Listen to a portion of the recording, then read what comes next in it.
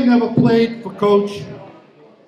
My sophomore year was basically the last year he coached football at Milford High School, and I was playing on the JV team. He was more of a mentor to me as I started my coaching career and teaching career at Milford High School. When Dick Corbin came, Joe became the head scout for our football program, and he'd go out and scout the teams, come back with his scouting report, detailed as ever, and he would run the scout teams on Tuesdays for our team.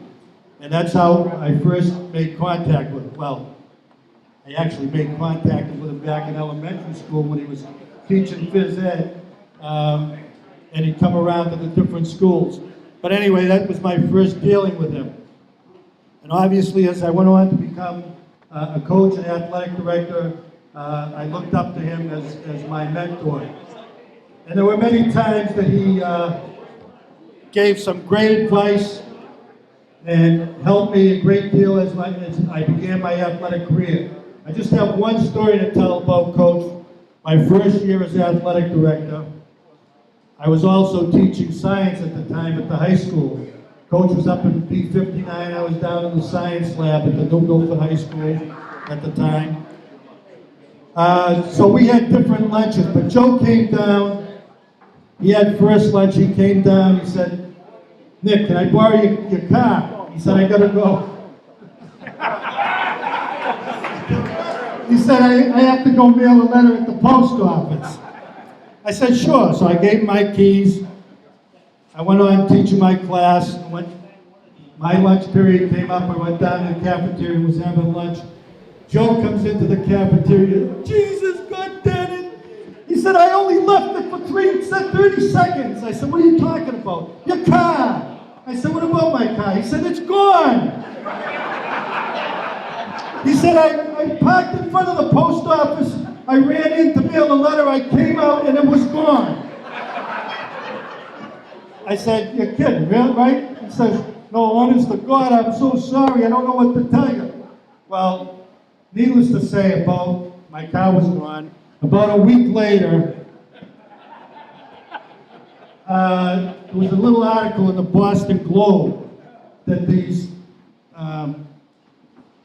bank robbers had stolen a car from Milford, Massachusetts, and they had robbed the bank in Michigan, and they got caught by the cops after a wild chase through the woods.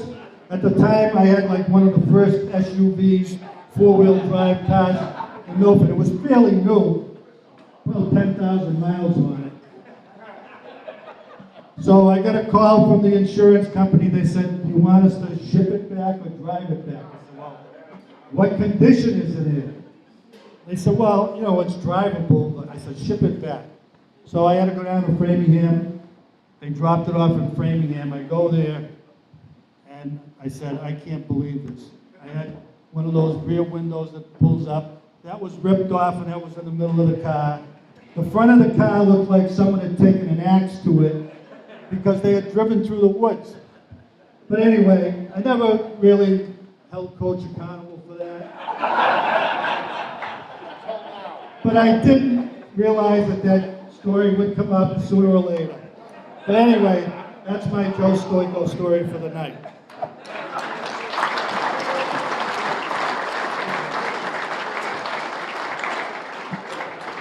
I'm going to call on a couple of Joe's classmates before we eat dinner so they can get through. One of his classmates and teammates, right? Don DeFutis at BU. I'd like to say a few words.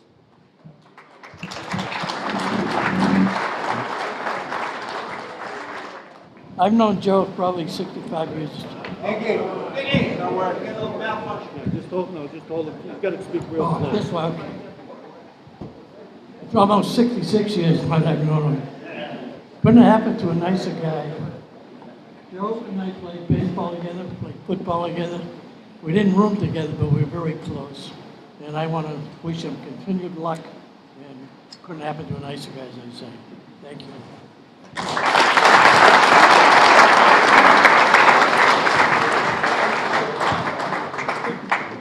Another classmate of Joe's at BU and Milfordian. Actually, I was told tonight, was hired to teach in Milford the same day that Joe got hired. Dr. Joe Lopes.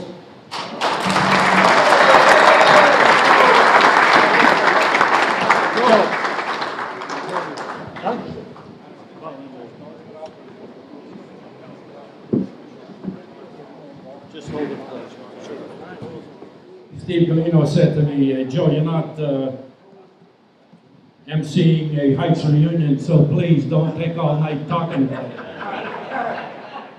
In keeping with the theme tonight, thanks for the memories. Everyone in this room today has memories.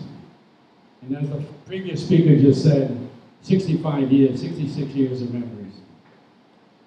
When I was invited to this, I gave some thought to how Joe and I relate. We were both classmates in the Milford High School class of 1951.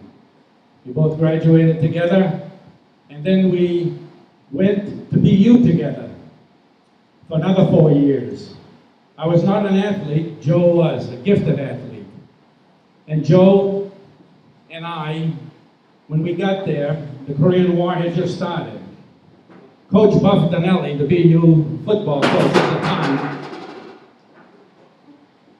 and this was the era of Harry Aganis, and most of you remember Harry Aganis, probably one of the most gifted athletes in Massachusetts, was on that team. He had just come back from Korea.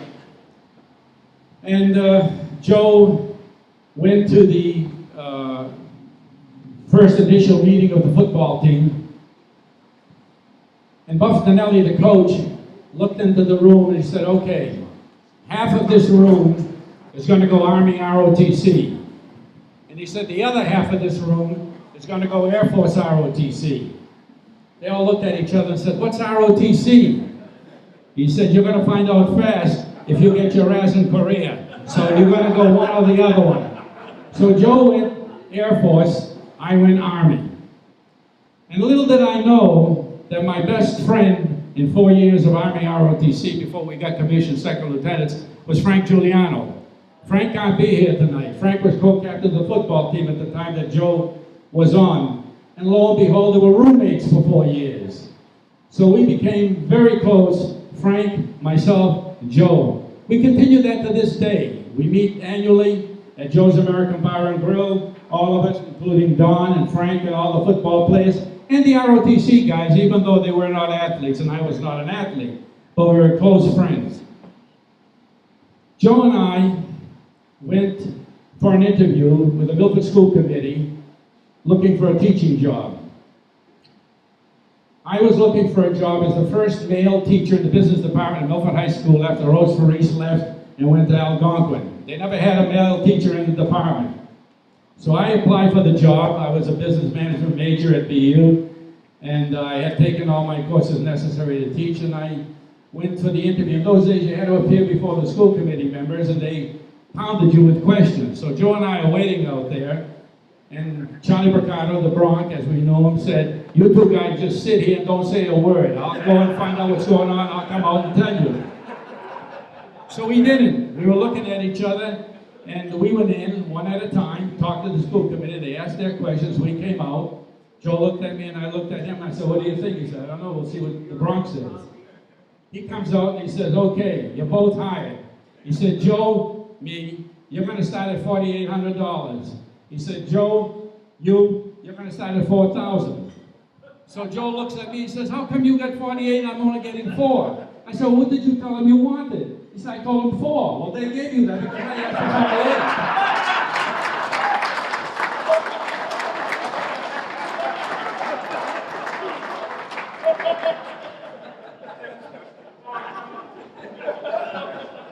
48. Now I started teaching at Milford High. 1961 was my first year as a novice teacher. Tully over here remembers me at that time. And I must say to you, the classes of 1961, 62, 63, and 64 are well represented here today. Dickie Pillar knows. They tell me I flunked half the classes.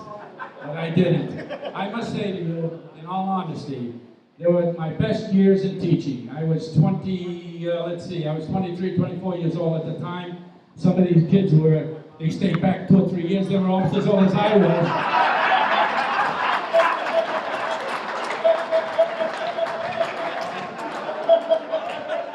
And I'll tell you, the girls were unbelievable, and they knew it too. That's all they did. But I must say to you, there were 6 class members of those classes I just said to you, 6 males, and some of them are in this room right now. Guess what they became? Teachers of business subjects across the state. Art Siebler is one of them, Johnny Pillar is another one, Danny McGee was one, Harry Peters was one, I could go on. There were 6 or 7.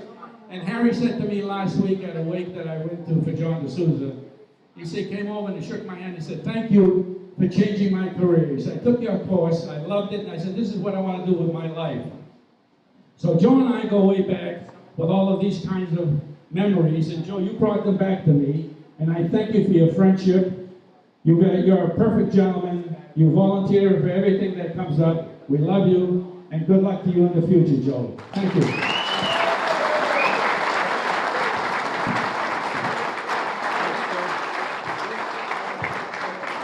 Thanks, Joe. We have time for one more speaker before Louis is ready with the food, so I'd like to call Dave Crescenzi on up, say a few words. David is probably one of Joe's closest friends and confidants throughout the years at Milford High School. They shared many lunchtime together, making things right. At least trying.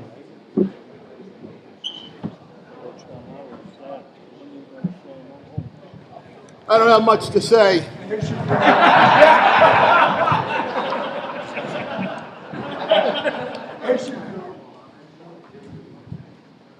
During Joe's last year at Milford High School, the year he decided to retire, Charlie, Stan, and I decided that we should bust his chops. So every Friday, we would post in the faculty dining room either a cartoon or a story or a movie poster and change the captions, and it would be about Joe. So there was Joe at war, the night before Stoicus, and a few other stories. There was one that was Stoico at the bat. But the most fun we had was superimposing Joe's face on popular magazine covers and then changing the topics. So there was, on Entertainment Magazine, Indiana Joe.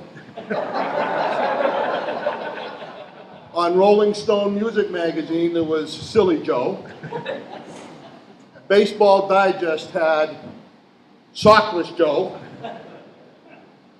But the best one and my favorite was the Penthouse of the Year, Playmate of the Year, donned in the wig, naked as could be, Josephina Coco.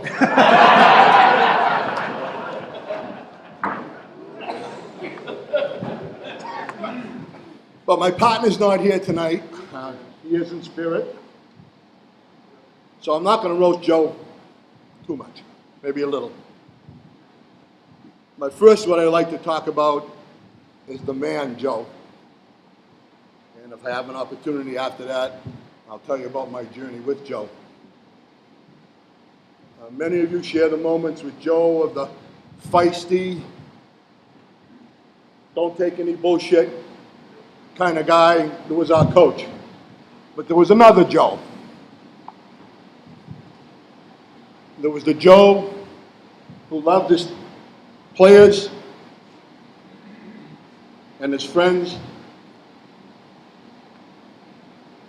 He was the guy that sent out cards to players who were in rehab with supporting notes. He was the guy that made phone calls to shelters, the guys that didn't have it, so they know they weren't forgotten. He was the guy that had a listening ear for anyone that wanted advice or guidance. And you guys may not believe this, but he was a guy that opened up his wallet and helped people in need. Of course, that was after all the blueberries fell out.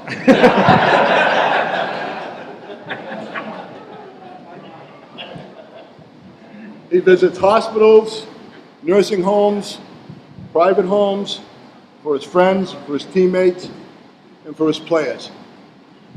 He's always been there for them. He's the first guy that's in the locker room after a Milford High School loss, when everybody takes off, to encourage the coaches that are there to continue to support and work hard. And tonight's thanks for the memories. And the story, although sad, that epitomizes what Joe's all about, is we had a teammate who was diagnosed with pancreatic cancer. And when we found out, Joe and I went down and we visited. After a couple of visits, Joe comes out shaking his head saying, "This is not right. This is just not right." So he shows up at my house a couple of days later, and he says, "Can you get some of the guys together?" And I said, "Sure. Why, what's up?" And somehow or other, he had convinced my teammate's wife and mother to let us take him out of the house. And we did. We showed up, we carried him out, we put him in a car, we went to Franklin, and we spent the afternoon reminiscing at the Rome. About 3 weeks later, after the funeral, I got a call from my teammate's wife who says, "Thank Coach and all the teammates. This provided so much comfort at a time when there was nothing left, and it's all he could talk about with the great Coach Joe in baseball."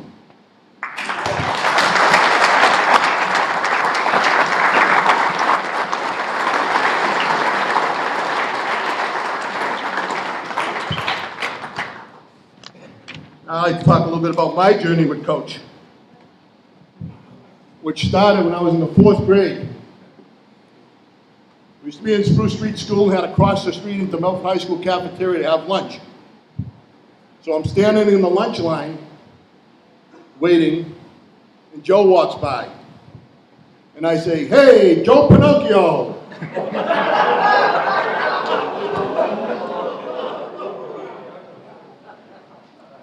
He stopped short. Slowly he turned, eyes bulging, smoke coming out of his nostrils. Step by step, inch by inch, and he puts his nose right up against mine. Well, that's about 5 inches away. And I'm shaking, and he says, "What's your name?" And I tell him. And he says, "Hey, Crescenzi, I'll be waiting for you when I get to the high school." So 5 years later, I'm at the high school and trying out for the varsity baseball team. I have a pretty good tryout. I'm one of two freshmen that make the team. And I'm feeling really good, and I'm also feeling pretty confident. Because I look over at my competition, and it's Butterball Johnny Biello. So I said, "Well,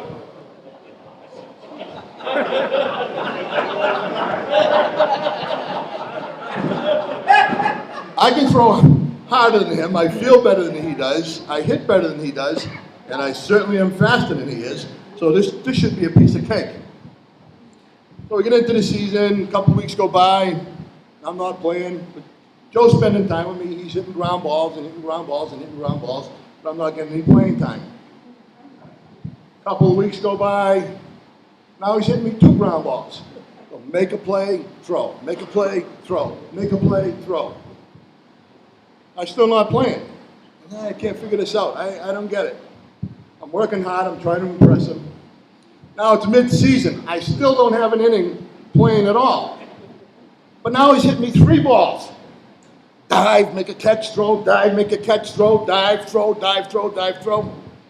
So after stopping about 30 of these torpedoes that he's hitting me, I'm sitting in the sidelines, in the coach's box, sucking up wind, tired as anything. And I look up, and he says, "Hey, Crescenzi." And he's got this big grin on his face.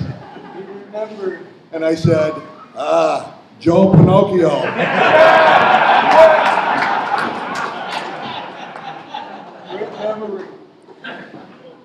So sophomore year comes, Biello's gone, I should be playing. The season starts, I'm the starting third baseman. He puts me in, first inning. Well, you guys know that a play down at Pheno Field, that the wind at Pheno Field is nothing like the town park. So I got a pop-up that's hit up in the air, I run back, I run in, I run back, whack. I miss it. Oh boy. Now the 5th inning comes, and there's rarely a time with bases loaded against Milford, but the bases are loaded, and I get an even higher pop-up. But it's in foul territory, luckily. So I'm in, I'm out, I do a pirouette, plunk. I miss it again. We get the 3rd out, I'm running in. He says, "Hey, Crescenzi, what do you got to say for yourself?" I said, "Hey, coach, you only hit me ground balls."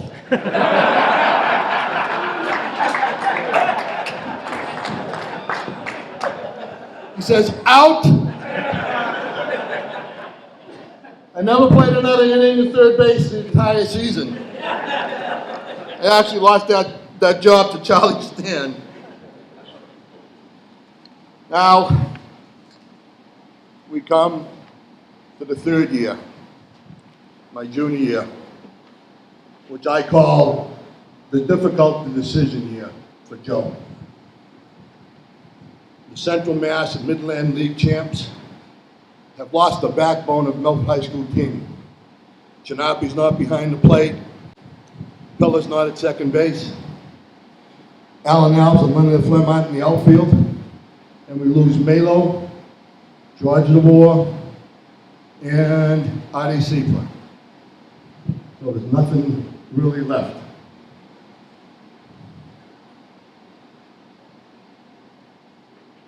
So, he has to decide on a pitching rotation.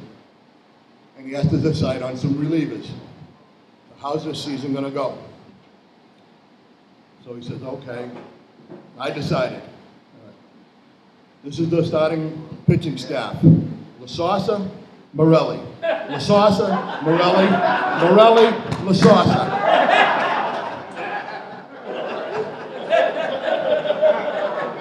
Who's in relief? Lasausa, Morelli.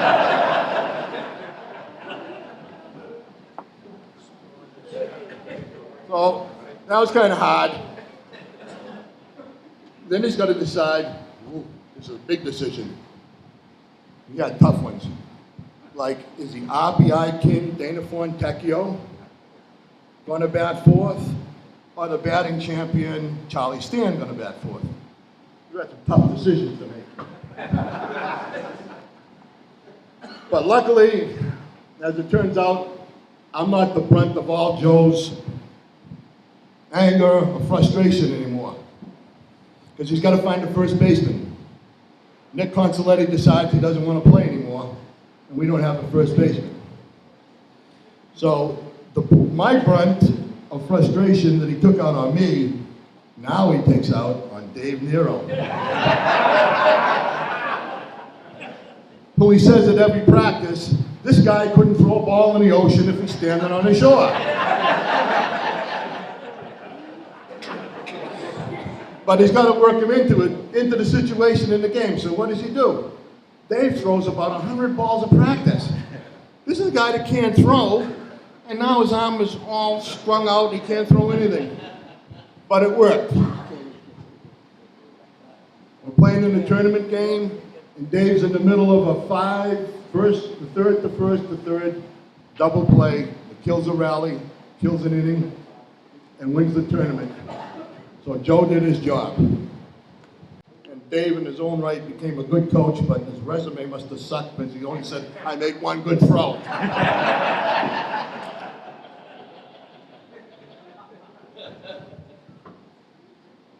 So the best decision, that year, and most difficult, came in a tournament game against Pittsfield.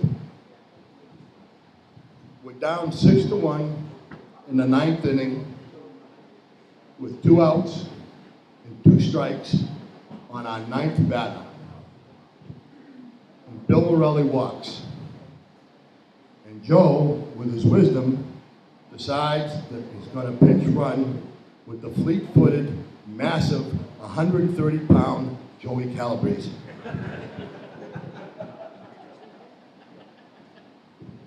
Time passes, we go through the order, comes all the way around, back to Joe.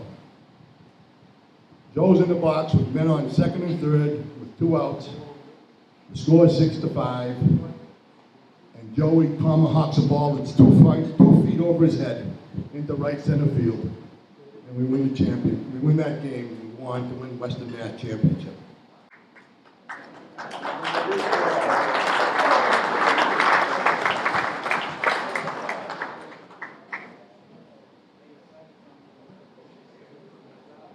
After the tryout senior year, this is the last year, guys,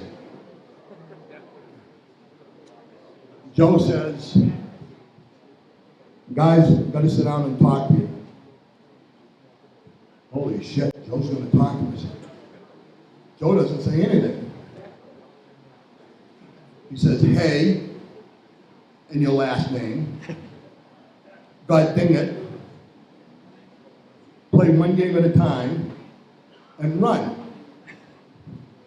That's it. The extent of his conversation, not like me, and certainly like not Tony Chinaki, who talks forever.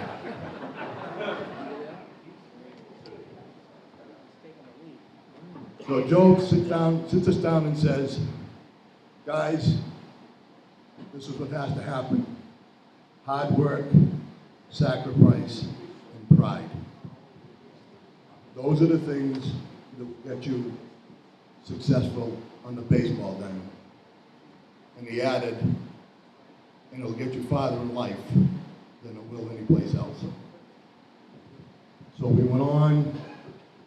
We were fortunate enough to win the Midland League title that year, and I think overall the 4 years that I was there, we were 70-something and 12. And that's all owed to this gentleman. He's been my mentor, he's been my colleague, he's been my friend, and he's part of my family. Congratulations, Joe.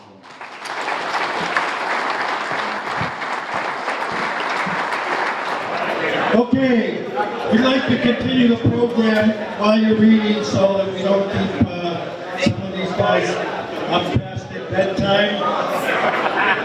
And so if you can bear with us, we have a few more speakers. I'm going to present Joe with some gifts, but that's not the end of the night, so you have to move the microphone over there to show the video, which is only about 5 minutes. So after the speaking is done, please stick around for about 5 more minutes and we'll get the video.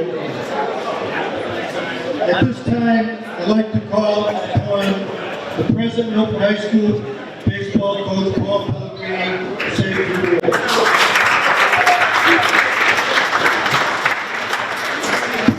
I'd like to thank the committee for having me here tonight. Just a few quick things. I'm honored to be here to speak about Joe.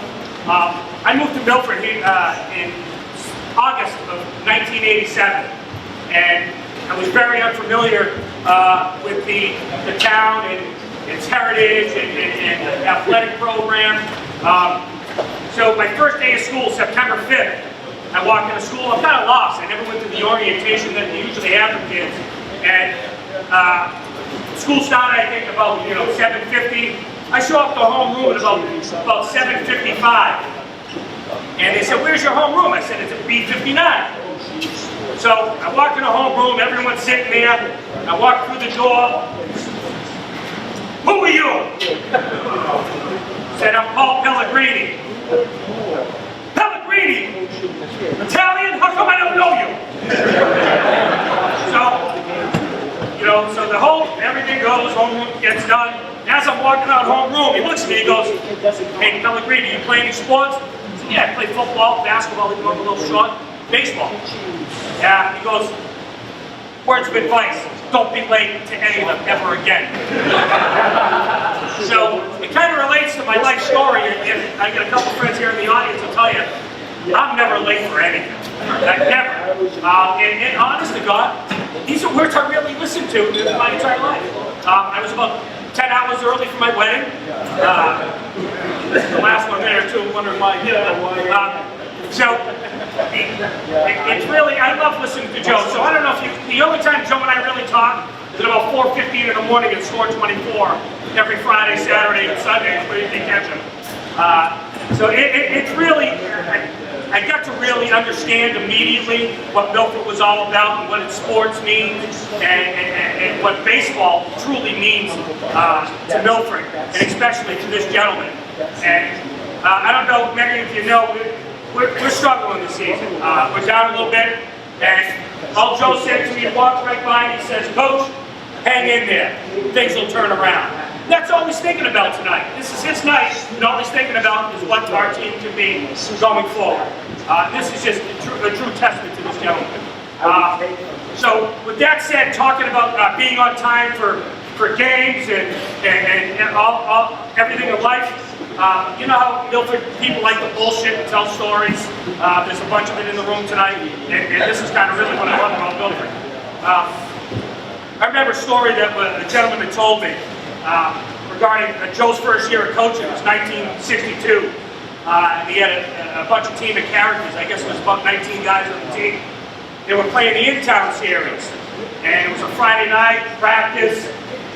Joe said, I want everybody tonight to give me a call when they get home. I want to make sure that everybody's in early tonight. So sure enough, 18 out of the 19 guys called by 9 o'clock.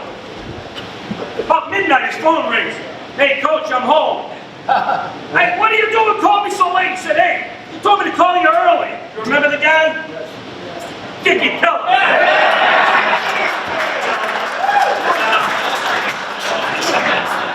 That's it. Everything's about time about Joe. So that's it, Coach. I really got to tell you, when I moved to Milford, and I saw room B59, I know homeroom was the best part of your day because I saw the rest of your kids throughout the day. Different ballgame. So it's been a pleasure knowing you, and every time I see you, all I know is you care about what's going on about the sports of Milford, and it's a pleasure to know you. I appreciate it, Coach.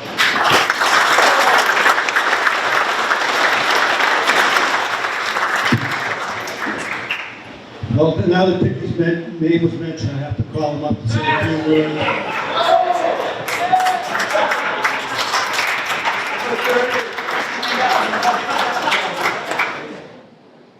First of all, I'd like to congratulate Coach. Well deserved. I got a couple stories. First, wait, time out. I got to pay Coach $30 because he bought a ticket for Chris Marcone tonight. Hey, Coach.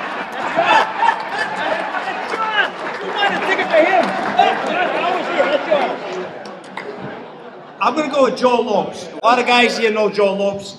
Funk a lot of guys. Hello? My friend Richie Webster just brought it to my attention. We're taking a test, and Mr. Lopes says to me, Pilla, you're going to pass this math test to pass the course. All right, that's fair. So I'm there studying like a bastard.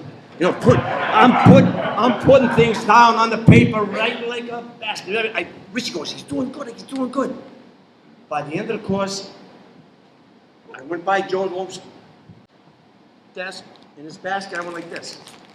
No chance if I got to pass this course. I threw it in, and he flunked me, which, listen, he was right on money with that. Getting back to Coach Stoico. I was a sophomore in high school playing football. We had guys, Joe Renda, Chucky Calagione, Jerry Denver, all these guys. I ran through the line, and they piled on top, and they were punching me, this and that. I get up, I was pissed off, I started swinging. Coach gets me about the mask. About time, Pilner, you got mad. I go, I like this guy, he's sick. I like this guy, he's sick. Now, any of you guys know Milford High School batting practice, all you guys. Nowadays, it's stone dust up the park. I don't know if you've seen it lately. I mean, beautiful. Artie did a great job making that a beautiful. This guy is famous for infield practice. He'd go to the third baseman like this. Nice, nice. Go to shortstop. Nice, nice. Now I'm playing second base. That's his natural swing. I'm going, shit. He hit rockets to me that I never, all my years playing baseball, had anybody hit a ball harder than this guy did to me in practice. But I used to turn my head once in a while like that. He straightened me out, Pillar, what? Put the catcher's mask on. True story, put the catcher's mask on. He did. It made me a better fielder. You too? All right, I turned, no more. Now, Chris, this is no disrespect to your father. When I went off the Legion ball, between him and back, infield practice and your father would just, I'm going, when the hell the ball gonna get to me? I mean, I love Pep, we all love Pep, but I look around, what a great bunch of athletes, Cardani. I mean, I'm talking to guys, Bobby St. guys, Frankie, guys I looked up to, that I wanted to be like. I never saw Joe, but I didn't realize what a good athlete you were.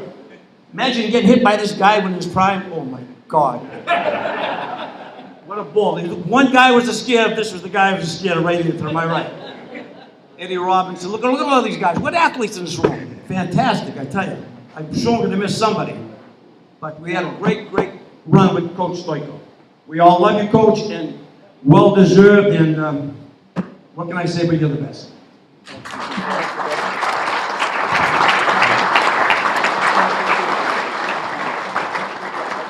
Another great athlete who couldn't be here tonight sent a little message I'm going to read. Dear Coach, I'm very happy that you are being honored, but I am also very unhappy that I cannot attend. If there was ever anyone who deserves such recognition, it is you, because you are simply the definition of character, both in your professional career, but more importantly, in your personal life, as shown by your dedication to your family. Best wishes, Ernie Capitos.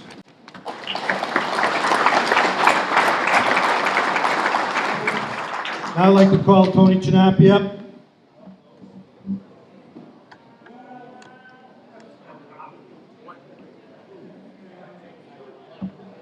What an undertone there. I've got some housekeeping first.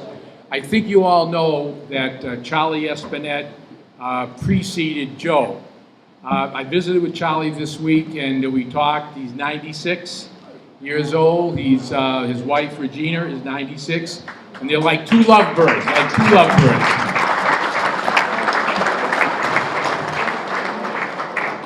So I asked Coach to say a few words or write a few words for Coach Stoico. So I'm going to ask Joe Appicello to read that letter. Joe, let me congratulate you on a great career, a great guy, a great gentleman. As Tony stated tonight, I'm pinch hitting for Coach Charlie Espinette, who could not be here due to the physical challenges that he and his wife, Regina, are currently facing. And as Tony said, both Coach Espinette and his wife are 96 years old. And as Coach states in his words to you, Joe, and I quote, he says, "The good Lord seems to be taking charge of me physically, but I'm happy he hasn't hurt me mentally yet." So that's from Charlie. So Coach Espinette goes on to say, "Dear Joe, what a privilege to be asked to say a few words about one of my favorite people. First, as an athlete, you are one of the best to represent Milford High School athletics on the field, and one of the best to show what a gentleman you were and still are. I continue to measure present-day athletes against the model that you set for them. Without elaborating too much, Joe, I always measure Milford High School athletes in particular with the type of person that you were in high school and still are today. As one of my favorite people, I congratulate you tonight for being one of the best athletes ever to graduate from Milford High School. I am sure you are aware of my fondness for you as an athlete, as a coach, and complete gentleman. It was indeed a pleasure to watch your development in athletics into the beautiful person that you've become today. God bless you and continued good health. Regina and I wish you the best in the future. Sincerely, Charlie and Regina Espinel.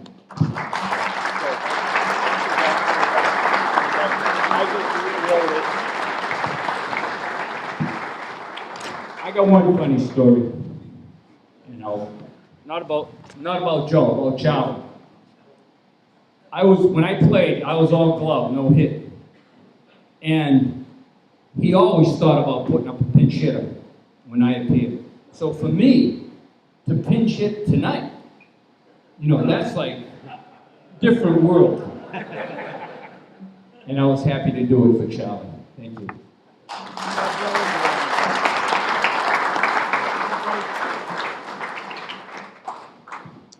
Thank you, Joe.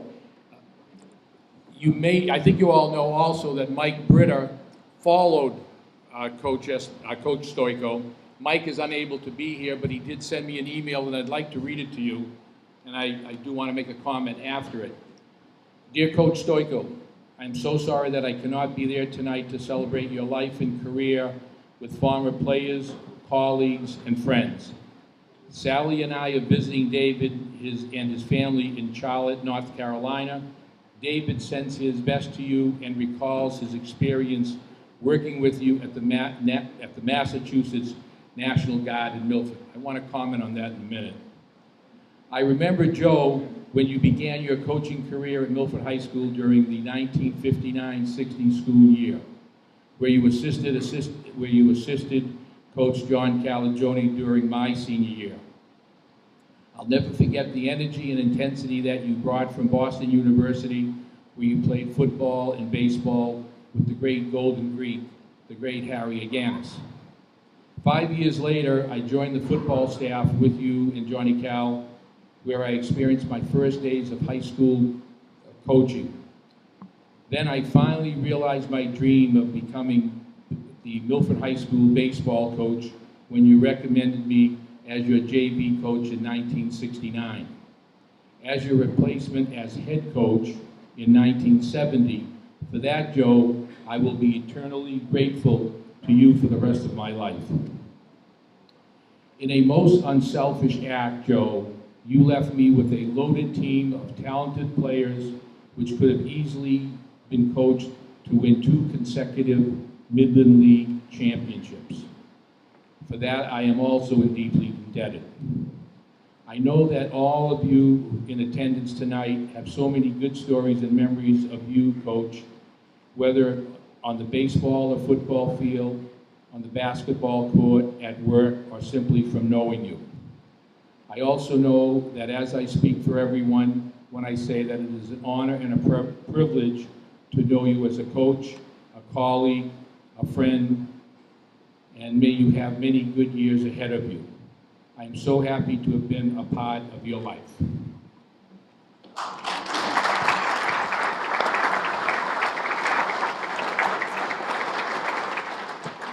Just to add a little bit of humor, which Dave Crescenzi wasn't expecting, I guess. I mentioned, David, Mike's son, mentioned about the National Guard. Has anyone ever seen Joe at work at the National Guard? Well, I'll remind you, this is what he looks like, sleeping at the desk. I'm going to pass that around so David, we get a good look at it. So enjoy that. If anybody else has any comments about the National Guard, please bring them up.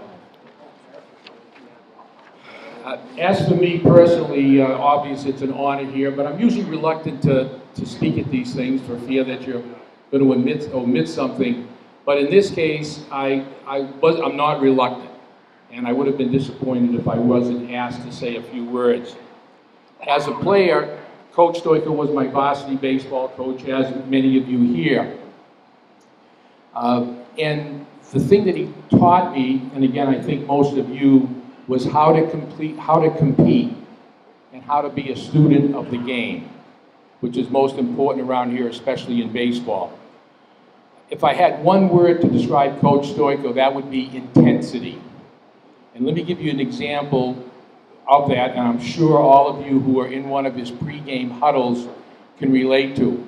What I remember was we'd be in a pregame huddle for baseball or football, and for the life of me, I have no idea what he said.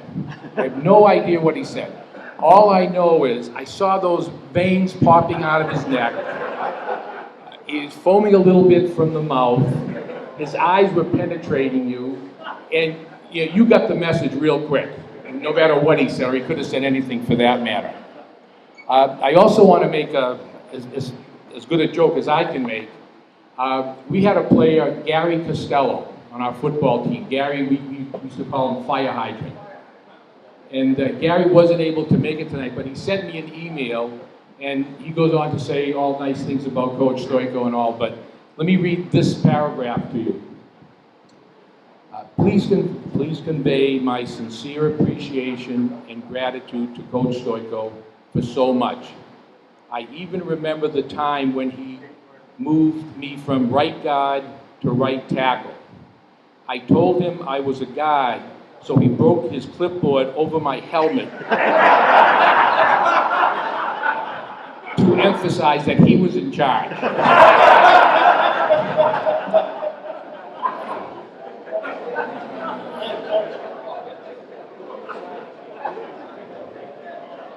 That's a true statement right there. I'll also mention I got an email just this morning for someone who wasn't able to attend. Coach Stoico, my deepest appreciation for all you taught me. Lorenzo D'Amato.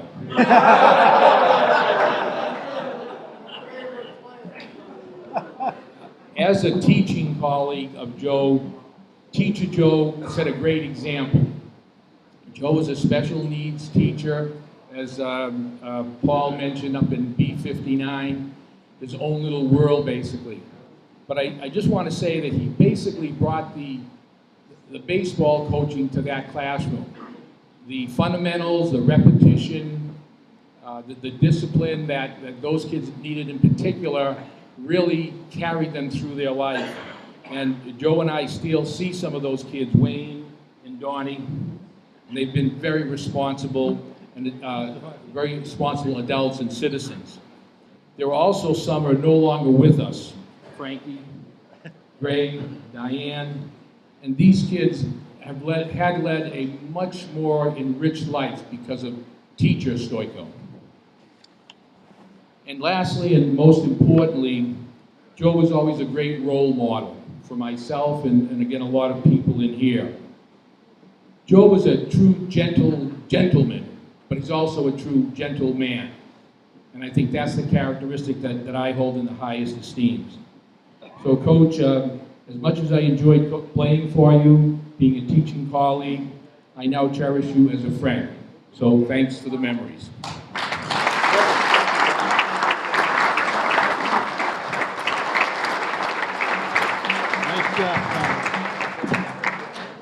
Okay, we have one last main speaker, and then we're going to give Joe a few gifts, and someone will say a few things about that. But I'd like to call Joe's son Dana up, say a few words.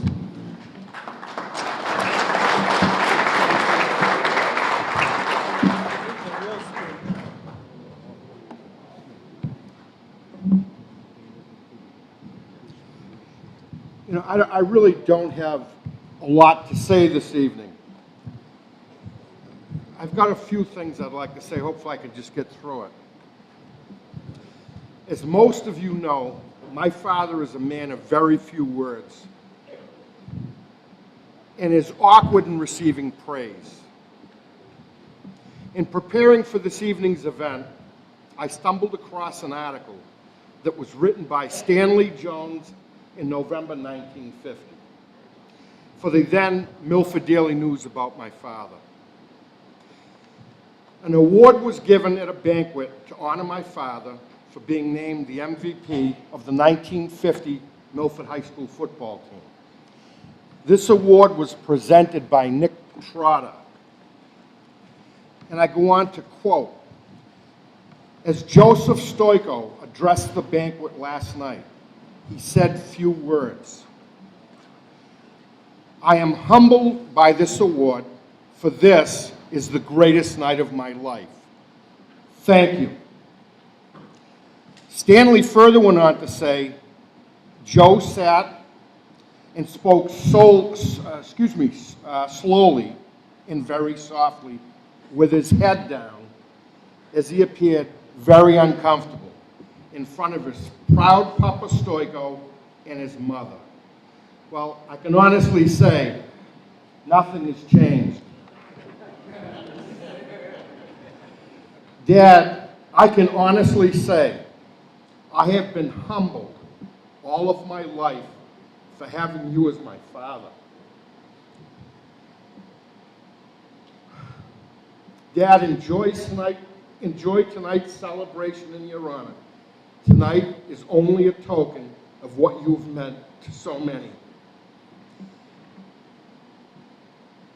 And in closing, let it be said, show me a man's friends, and I'll show you who he is. I think this crowd tonight, you are in very, very good company. Thank you.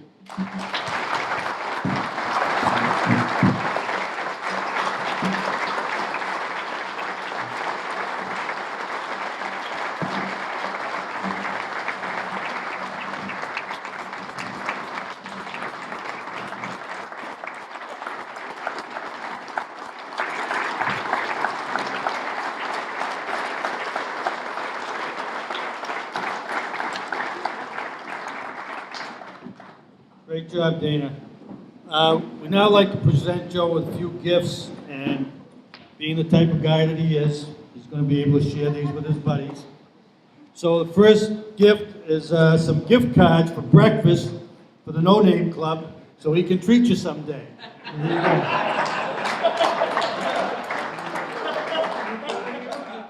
We'd also, and Dana said, don't get him anything because he won't use it. So we tried to come up with a few things that he will use.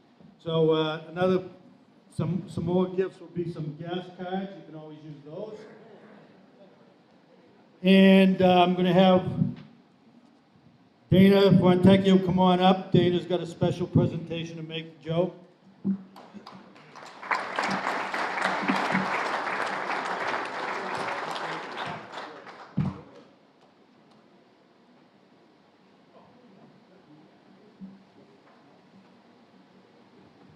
Coach, my captain, our catcher, just told me to take my time and enjoy it. Mr. Master of Ceremonies, honoree of the century, committee that is responsible, thanks for the memories. And at this time, no one has done this yet. Stand up, please. The committee, right now, Vicki, Artie, Frankie, Dana, Tony, Colin, Al, and Nikki. We put this together in 5 weeks. How to get this amazing crowd together in 5 weeks is just amazing. So,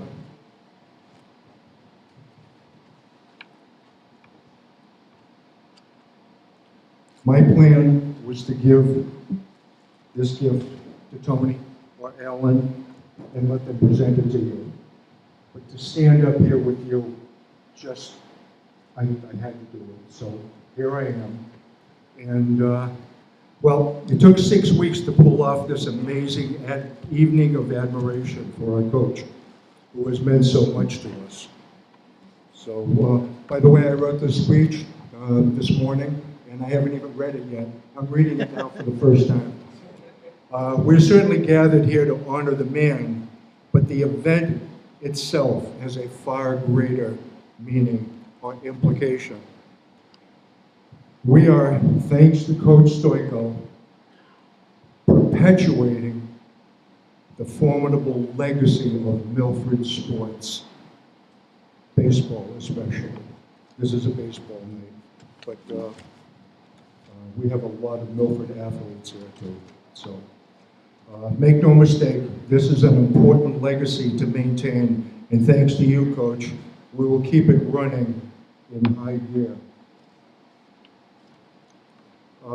I also had to mention this, the succession of our amazing heritage of coaches in this great town. Starting with a lot of you young people have never heard the name Hop Reapel before. Well, look them up, because Hop Reapel started it all. Hop Reapel, Charlie Bucato, Fitta Cahill, and then we start with Charlie Espinette, Coach Stoico, Mike Britta, Tony Chinapi, Charlie Stan. Charlie is missed tonight more than Goose Mancuso, another Milford High School coach, Paulie Pellegrini, the current baton holder. We wish you all the luck in the world. And now I have one last duty to perform, and that is to present you the last gift, or maybe one of the last gifts. It says it's only one gift, but I'm sure there are more. But I've been giving these gifts for 20 years, and this is my favorite presentation by every stretch. So anyway, Coach, this is a gift, and I've decided this, if we have 130, 140, 150 people in the room, this is our gift to you. It's not my gift, it's not the committee's gift, it's our gift. And don't look. That's the surprise. See? So impatient. Good thing he doesn't have a clipboard right now. This is a bat that was handmade for me, for you, by the Barnstable Bat Company. And it's been personalized for you.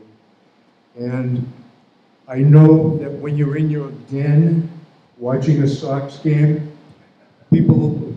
most people in here will remember the name Rocky Colavito. And what Rocky Colavito did, this is Joe Stoico when he's by himself in front of the TV. You remember Rocky Colavito, Dickie Pilla? Up. Aim it at the pitcher. Bring it back, never losing eye contact, and you remember? Yes. He does. Excuse me. Bring it back to the pitcher. Okay, thank you. And, okay, this is for you to take that stance over and over, and I know you will. Just like you did it with your tennis rackets and your golf clubs. Now you have a bat. Thanks for the memories, Coach Stoico. May 25th.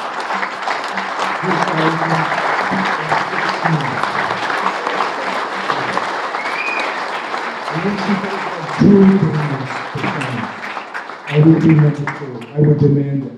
Dickie fight me for it, though. So, again, we love you and thank you for these moments. I didn't expect to do it. I was going to give it to Alan or Dickie to present it, but this is my moment, and I thank you all. Thank you, Dana. One more gift. We have Steve Manguso is going to come up and presents Joe with a little gift and also say a few words.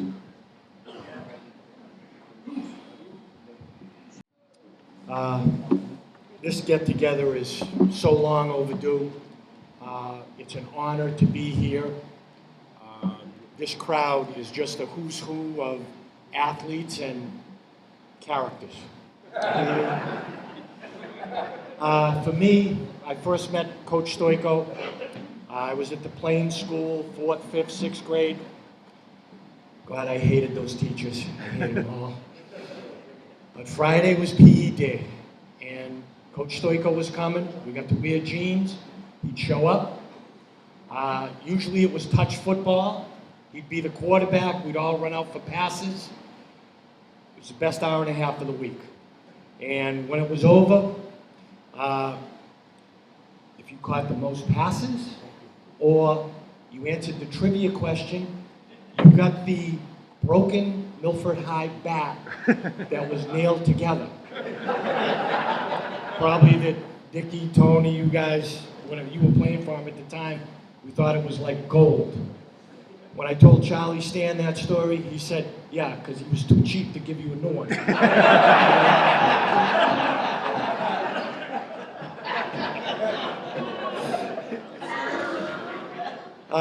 When we played for him in high school, it was the passion, it was the attention to detail, the competitiveness that inspired us, and of course, the fear, always the fear.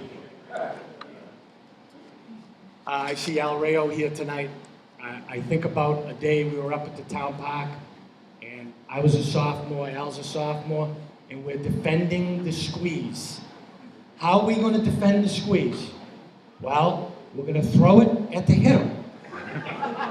All right, but we don't have any mannequins, so it's going to have to be you guys.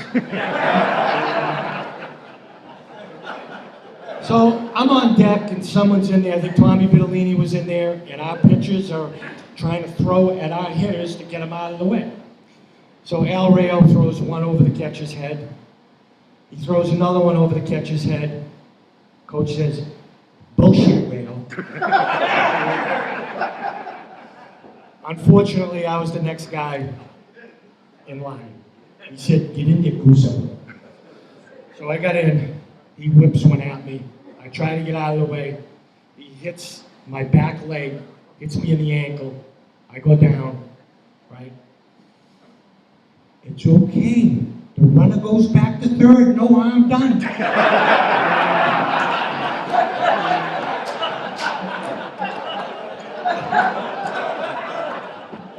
I'm rolling around, my ankle's swollen. No one will help me because they're afraid that if they help me, they're going to get yelled at. So I'm crawling, you know, those beautiful cement benches that we had. I'm crawling over there. About 15, 20 minutes go by. He says, Guzzo, you okay? Oh, good, coach, I'm fine. I see Jimmy Krikorian here tonight. So happy to see him. Our freshman year, we're on the bench. You know, 30 guys on the team. There's no freshman team, no JV team. Okay, we're all there. I see Dave Capizzello here. I don't want to bag you, but there was a line drive to right. You came in, the ball went over your head. Joe was upset. So I'm in back, and I'm on the end seat. And coach takes the ball. He didn't mean to hit anybody with it. He threw it against the fence. So I'm there looking at the end, and it hits one of the poles, and I turn, and it comes back and hits me in the mouth. I haven't got off the bench, I'm bleeding. Jimmy Krikorian's laughing his ass off. We used to bite the towels because we were afraid he'd hear us. We're in that beautiful gym, J.C. Lynch, that we've all been. And we're doing pickoffs or whatever. And the stuff that this guy got done with 30 guys, it was amazing.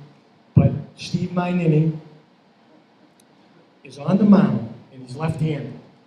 And he stretches like he's a right-hander. So we're there. There's Mike Pretz, Johnny Bianchi, we're there.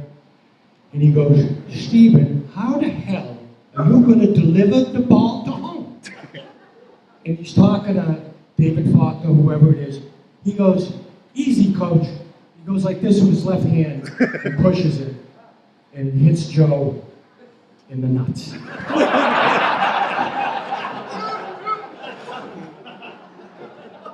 He said, Well, we didn't call Steve Magnetti Bozo for nothing. He said, Steven, you're lucky I got 3 kids.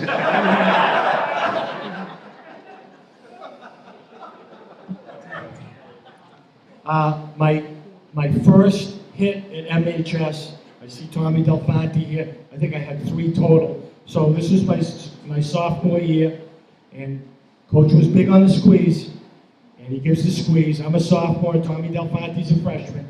We're playing Marion High, and I turn around, I square like we've always done. I see it. I'm going to get it. Whoops. It's in the catcher's glove. Here comes Tommy barreling down. Smash. Tremendous collision. You know, in those days you could do anything. Nobody could tell that. Both guys are down, this and that. I'm standing there, and then I look down to third. Oh, shit. I did get a hit. One of my 3. In closing, just the love and respect for this guy in this room is amazing. One of the greatest athletes to ever come through this school. The effect on the community that this man had as a special education teacher, as a coach of 3 sports for years and years. He was always around. I've never talked to anyone who had a bad thing to say about him. And I know the guys that I played with, we were young and we weren't that good. And just the respect for the way that he handled everything. I have to say, I love my job as a coach, and if it wasn't for you, I would have never gotten into this. Met all the great kids that I have, and I'm sure everybody here has a story like that. But anytime that he walked into the gym or on the field that I was coaching, I wanted him to think well of me. I know I do, and I know you do. We all have great respect for him. So on behalf of the committee and everyone here, I'd like to present him with this Milford High baseball shirt. Thank you, Coach.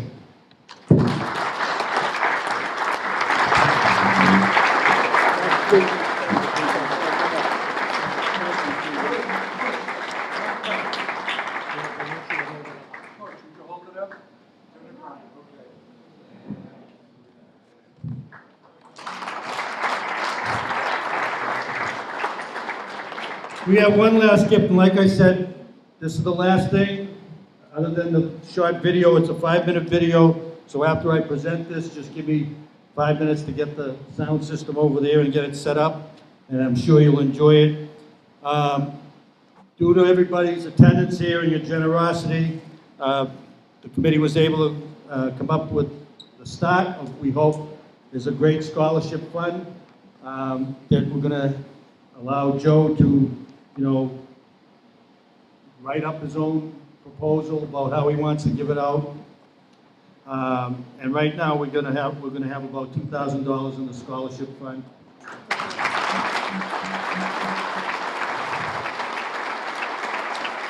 And we hope to make it an ongoing fund, so if anybody would like to contribute anything else, you can send a check to Alan, and we'll go from there.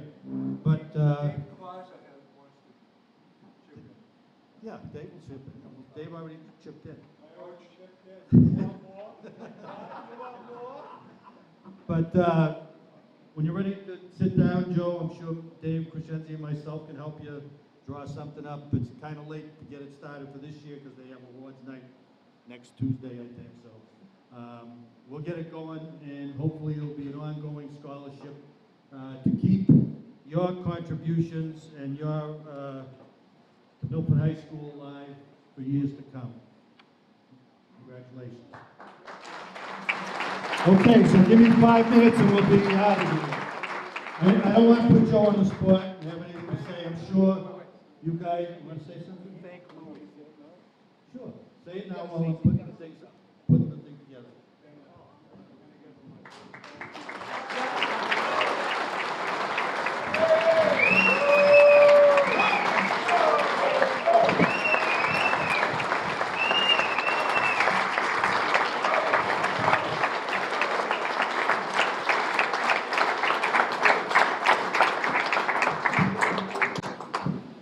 I don't know what to say. You certainly caught me by surprise tonight. The only thing I can say is this. When I grew up, I had a family, my father, his philosophy was, no matter what you do the best you can. Give 100%. I said to him one time, Dad, can I go out to play football? I had to ask my father if I can go out to play. He said, sure, but remember, you got to go out to be the best. You give 100%, fine, at least give 100%. Then you come in contact with coaches, Brocado, and Espinette, Calagione. These are the guys you try to follow. You learn from them. And then when I got the chance to go to BU, I had some ability in football and baseball. Brocado said to me, we're going to go to Holy Cross. We go in to see Holy Cross. Hop Real Pull won't give them up. Won't say anything. He says, Joe, the hell with Holy Cross. We're going to go to BU. But in the meantime, I had an interview at Harvard.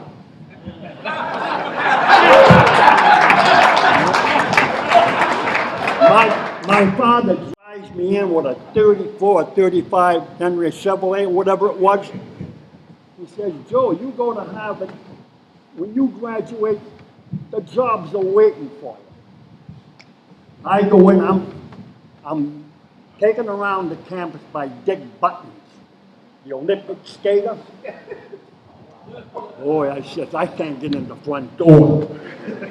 You know, but I ended up going to BU, the best move I ever made. I enjoyed football. That's how I got to BU.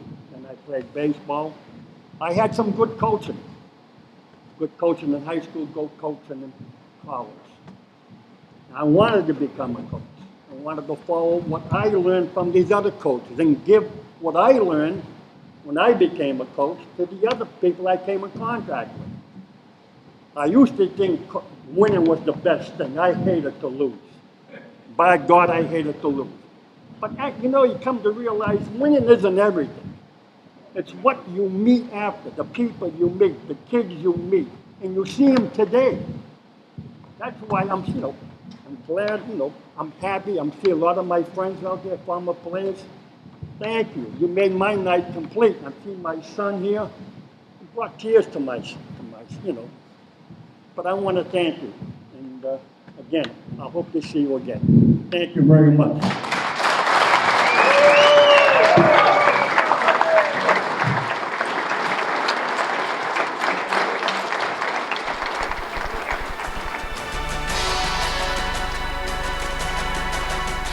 Three-sport athlete at Milford High School who earned all-star status in both football and baseball.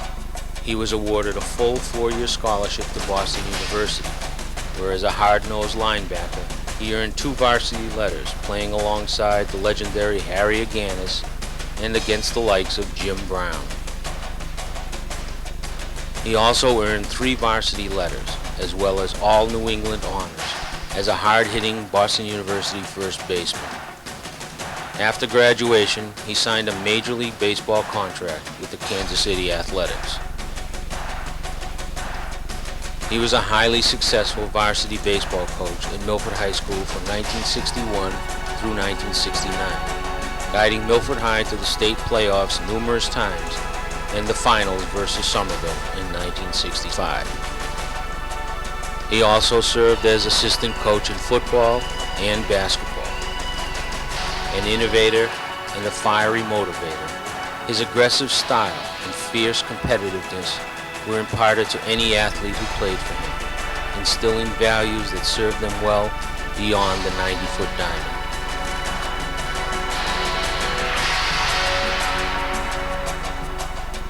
Joseph Stoico, Milford High School class of 1951.